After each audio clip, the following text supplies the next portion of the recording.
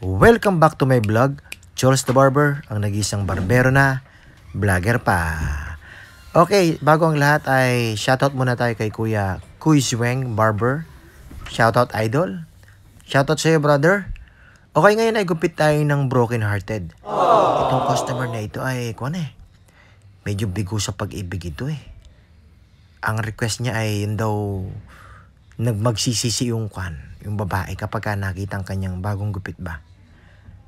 Okay, so umpisahan natin sa number 2 guard, tapos ay 1.5, tapos clipper overcomb tayo, and then number 1 guard para sa ating blending. Okay, lining agad tayo dito para formado na agad, tapos devil's cut na agad tayo. Shoutout pala sa aking customer na ito, no? Huwag kang mag-alala, ang sabi nga kapag daw tayo iniwan ng taong mahal natin, meron daw masigit na darating. You know. Okay, so ngayon ay lining din tayo dito. Ito yung pinakahangganan ng natin. Ng faded natin sa ilalim. Ayos. So, kung titignan, may parang magulo no? Pero kapag natapos yan ay goods yan no? Okay, 0.5 tayo ngayon. Laruin lang natin ito. Saktong laruan lang ba? Parang yung paglalaro sa'yo ng ex-girlfriend mo. Yun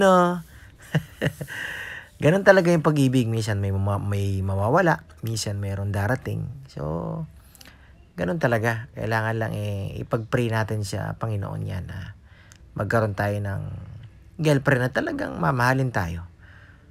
Okay, so lining agad at tayo ay ahait na agad dito sa temple.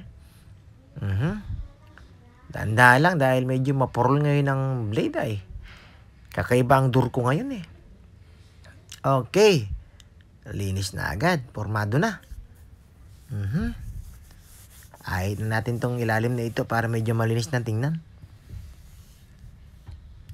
Okay, so dito ay plangketa tayo.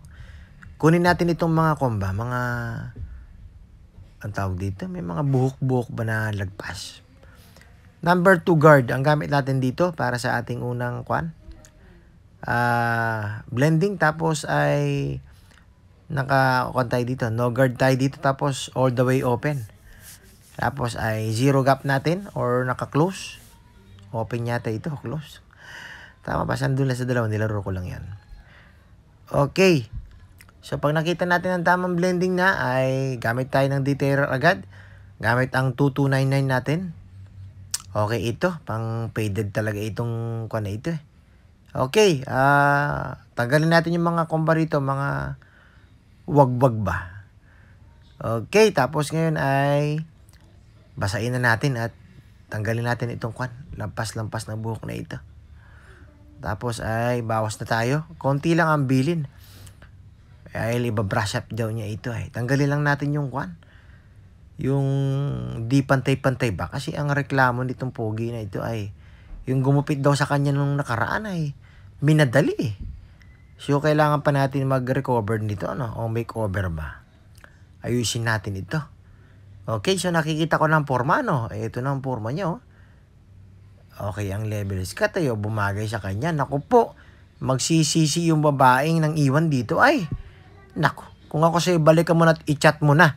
Dahil ito ay, naku po, kailangan, gwapo, Grabe, thumbs up sa'yo. Okay, so available itong poging customer na ito, Okay, don't forget to follow and likes. Thank you, Lord.